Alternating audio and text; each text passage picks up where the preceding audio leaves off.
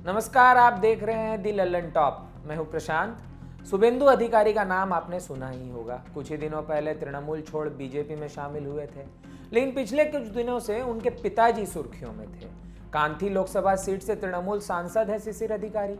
शिशिर ने भी बीजेपी में शामिल होने के संकेत दिए हैं। पत्रकारों ने जब उनके बीजेपी में शामिल होने को लेकर सवाल पूछा तो उन्होंने कहा कि राजनीति में कुछ भी संभव है। हाँ भाई, कुछ भी संभव है। तो आइए शिशिर अधिकारी के बारे में बात करते हैं। शिशिर अधिकारी को तृणमूल ने 13 जनवरी को पूर्वी मिदनापुर जिला अध्यक्ष के पद से हटाया था। उसके ठीक एक दिन पहले उन्हें दीघा शंकरपुर डेवलपमेंट अथॉरिटी के अध्यक्ष पद से भी हटाया गया था। एक और बात, परिवार में न सिर्फ शिशिर और शुभेंदु राजनीति में है, बल्कि 2 और भाई हैं। तो आइए आपको बताते हैं कि क्या है अधिकारी परिवार का पूरा इतिहास। बाप शिशिर अधिकारी का नाता स्वतंत्रता सेनानी के परिवार से है। उनका राजनीतिक सफर 1962 में उस वक्त शुरू हुआ जब वो पहली बार पूर्वी मिदनापुर से वासुदेवपुर ग्राम पंचायत के प्रधान चुने गए थे।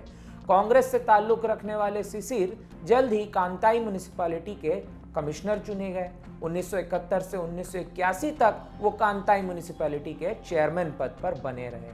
फिर साल 1986 से लेकर 2009 तक भी वो इसी पद पर बने रहे। इस कार्यकाल के दौरान भी वो अपना राजनीतिक कद भी बढ़ाते चले गए। साल 1982 में शिशिर अधिकारी ने पहली बार कांग्रेस के टिकट से कांटाई विधानसभा सीट से चुनाव जीता। इसके बाद 2001 और 2006 में उन्होंने इसी सीट से टीएमसी के टिकट पर जीत दर्ज की। साल 2009 में वो पहली बार लोकसभा पहुंचे और उन्होंने मनमोहन सिंह की दूसरी सरकार में केंद्रीय राज्य मंत्री का दर्जा भी दिया गया।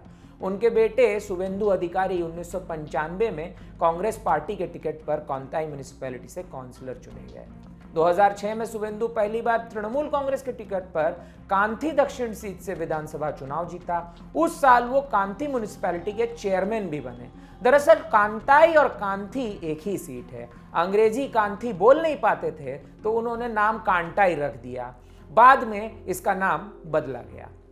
शुभेंदु के राजनीतिक जीवन में बड़ा मोड़ तब आया जब उन्होंने 2007 में तत्कालीन सीपीएम सरकार के भूमि अधिग्रहण के खिलाफ भूमि उच्छेद प्रतिरोध समिति के बैनर तले आंदोलन का नेतृत्व किया। राजनीतिक विश्लेषक इस घटना को ममता बनर्जी के सत्ता तक पहुंचने के सफर का सबसे अहम हिस्सा मानते हैं। इसके बाद साल 2009 में लोकसभा चुनाव में शुभेंदु ने सीपीएम के कद्दावर नेता लक्ष्मण सेठ को तामलुक सीट से 1,73,000 वोटों से मात दी। 2014 में शुभेंदु दोबारा जीते, लेकिन 2016 में उन्होंने इस्तीफा दे दिया और विधानसभा पहुंच गए। राज्य में बनी ममता सरकार की दूसरी सरकार में उन्होंने ट्रांसपोर्ट मंत्री का पद दिया गया और उन्हें इसके अलावा भी कई महत्वपूर्ण पद दिए गए। शुभेंदु के भाई दिव्येंदु अधिकारी तामलुक लोकसभा सीट से तृणमूल सांसद हैं। उनका भी राजनीतिक शुरुआत कांताई म्युनिसिपैलिटी के काउंसलर पद से ही हुई। 2009 में वो अपने भाई शुभेंदु की छोड़ी हुई कांथी दक्षिण सीट से उपचुनाव में जीते। फिर 2016 में तामलुक सीट पर हुए उपचुनाव में जीत दर्ज की और वो लोकसभा पहुंच गए। 2019 में भी वो अपना सीट बचाने में कामयाब हुए। शुभेंदु के एक और भाई हैं सौमेंदु अधिकारी।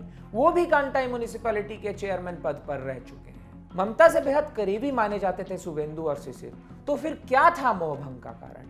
सिंगूर और नंदीग्राम के आंदोलन की बदौलत ममता बनर्जी को भारी बहुमत से जीत हासिल हुई थी। नंदीग्राम आंदोलन के नेता रहे शुभेंदु जाहिर तौर पर दीदी के खास थे। इस वजह से उन्होंने मंत्रालय और संगठन दोनों में अहम भूमिका दी गई। उनके पिता शिशिर और शुभेंदु दोनों तृणमूल के संस्थापक सदस्यों में से थे। शिशिर अधिकारी तो तृणमूल के उन चंद नेताओं में से थे जिन्हें मनमोहन सिंह सरकार में केंद्रीय राज्य मंत्री का दर्जा तक दिया गया था। पार्टी में इतना कद पद दोनों मिलने के बाद भी ममता बनर्जी से मोहभंग होने के पीछे वजह ममता के भतीजे अभिषेक बनर्जी हैं। ऐसा मैं नहीं, राजनीतिक सलाहकार मानते हैं। पार्टी के कई नेताओं का आरोप है कि अभिषेक बनर्जी को ममता का उत्तराधिकारी बनाने की सारी कोशिशें की जा रही हैं। हाल ही में बीजेपी में शामिल हुए पूर्व वरिष्ठ तृणमूल नेता मिहिर गोस्वामी ने भी पार्टी छोड़ने से पहले इस बात की तरफ इशारा किया था।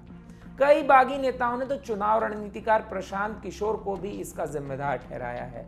उनके मुताबिक प्रशांत किशोर ममता के उत्तराधिकारी के तौर पर अभिषेक बनर्जी की जगह पक्की करने के लिए लाए गए हैं। ये सब तो हो गई परिवार की बात। अब आते हैं अहम मुद्दे पर, जो कि है चुनाव।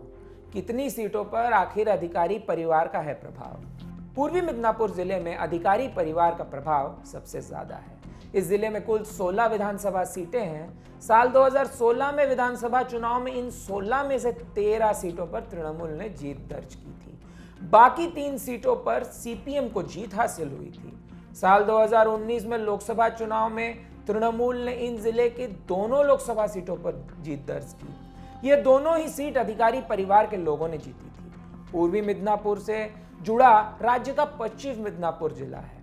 इस जिले में कुल 13 सीटें हैं। 2016 के विधानसभा चुनाव में 13 में से 12 सीट तृणमूल के खाते में गई थी और 1 सीट पर बीजेपी ने जीत दर्ज की थी। 2019 के लोकसभा चुनाव की अगर हम बात करें तो तृणमूल को भारी नुकसान का सामना करना पड़ा था। तृणमूल के उम्मीदवार और पार्टी के वरिष्ठ नेता मानस रंजन भूइयां को बीजेपी के प्रदेश अध्यक्ष दिलीप घोष के हाथों हार का सामना करना पड़ा था। हार का अंतर भी कुछ कम नहीं था, 88,952 वोटों से हराया था दिलीप घोष ने। ऐसे में बीजेपी ने यहां अपनी पकड़ कुछ हद तक मजबूत की है और शुवेंदु के बीजेपी में शामिल होने से तृणमूल को इन सीटों में भारी नुकसान का सामना करना पड़ सकता है।